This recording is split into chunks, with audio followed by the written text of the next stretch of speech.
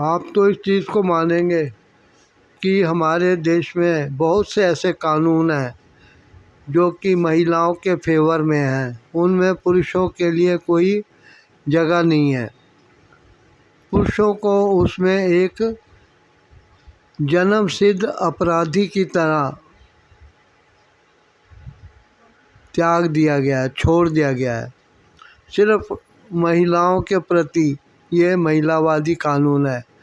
लेकिन इन कानूनों के बनाने का कारण उस टाइम कुछ था जो कि आजकल मिला जुला कारण बन गया। इसका प्रभाव मिला जुला हो गया। शातिर दिमाग महिलाएं जो कि अपने परिवार के लिए, अपने माँ बाप के लिए, मैके के लिए पैसा मुफ्त में ऐंठना चाहती हैं, दूसरे की कमाई को हड़पना चाहती है, वे इन कानूनों में जो लूप होल हैं उनका फ़ायदा उठा के अपने पति को जेल करा देती हैं, ससुराल वालों को जेल करा देती हैं, तड़पाती हैं, उन पे झूठे झूठे आरोप लगाती हैं, लांछन लगाती हैं। कुछ लड़कियां तो इतनी बेशर्म है कि अपने पिता समान बुजुर्ग ससुर के खिलाफ रेप का केस डाल देती है। वजह तो उस टाइम आया जब एक लड़की ने कोर्ट को गीता पे हाथ रख के शपथ खा के बताया कि उस ससुर ने आधे घंटे तक उसको संभोग करके रोंदा। लेकिन जब उन पुरुष के पक्ष के जो वकील थे उन्होंने कहा कि यदि ऐसा कराया तो इसके ससुर का मेडिकल कराया जाए। उसके मेडिकल कराने के बाद पता लगा और साथ में उस लड़की के सास ने भी एक गवाही दी कि उसके पति शुगर के कारण कई अरसे से इस प्रतिक्रिया में शामिल होने लायक नहीं रहे थे। उस लड़की की बड़ी थू-थू हुई। अब यही कोई अपराधी, कोई पुरुष का झूठ पकड़ा जाता है तो उसको सज़ा दे दी जाती है कि तुमने कोर्ट को गुमराह किया, झूठ बोला। लेकिन वो महिला जिसने पैसा ऐंठने के लिए, कानून की नज़रों में धूल झोंकने के लिए, अपने आप को विक्टिम साबित करने के लिए जो अपने ससुर पे ही आरोप लगा दिया, उसको एक वार्निंग तक नहीं दी गई, बल्कि उसका पक्ष लेते हुए उसके पति से कहा गया कि तुम इसको मेंटेनेंस दो।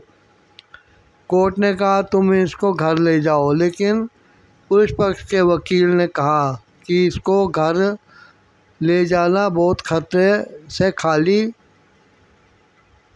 काम नहीं है। और बोलता है कि जैसे एटम बम और बम्बों को समाज से, कॉलोनियों से दूर रखा जाता है। अब पटाखा फैक्ट्रियाँ कॉलोनी में, रेजिडेंशियल एरिया में नहीं चला जा सकती क्योंकि वहाँ विस्फोट होने का डर रहता है।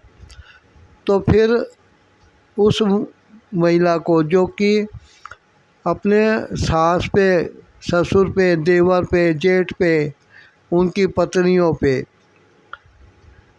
मारपीट का, घरेलू हिंसा का, मानसिक, शारीरिक, भावनात्मक, शैक्षणिक, लैंगिक, जितने किस्म के डिस्क्रिमिनेशन हो सकते हैं उन सबको उसने गिना दिया।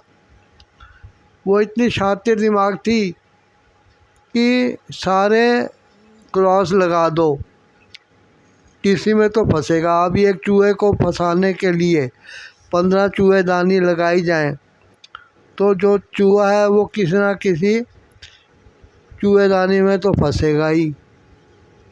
फिर उसके साथ जो व्यवहार किया जाएगा वो भविष्य बताएगा। तो कानून को चाहिए कि पुरुषों को भी संरक्षण प्रदान किया जाए, कानून के आगे उनकी रक्षा की जाए और उनको अपने आप को सच्चा सिद्ध करने का, साबित करने का मौका दिया जाए। और यदि ज़रूरत हो तो जो पत्नी ने आरोप लगाए हैं उसको उसी के द्वारा सिद्ध किया जाना चाहिए, वही उसके एविडेंस प्रूफ विटनेस वगैरह प्रोवाइड करे कोर्ट को। ये नहीं है कि पुरुष अपनी बेगुनाही के लिए धक्के खाता रहे। उसको जेल में डालने वाला जो सिस्टम है इसको भी बिल्कुल बंद करना चाहिए। अभी समाज बहुत बदल गया है और बहुत से लोग जो शरीफ होते हैं वो ऐसे आरोपों को सहन नहीं कर पाते, घर से बाहर निकल के लोगों से नज़रें नहीं मिला सकते, तो वो किसी न किसी तरीके को अपना के, मीन्स होते हैं ना, मीन्स एंड टूल्स इस्तेमाल करके सुसाइड कर लेते हैं। क्योंकि उनको पता है कि जब तक वो अपने आप को निरपराध साबित करेंगे तब तक बहुत थू-थू हो चुकी होगी और उनकी इमेज दोबारा बनने के चांस बहुत कम होंगे। आशा करता हूँ आप इस वीडियो को लाइक करेंगे, शेयर करेंगे, कमेंट करेंगे, लाइक करेंगे। 2 बार कह दिया मैंने। और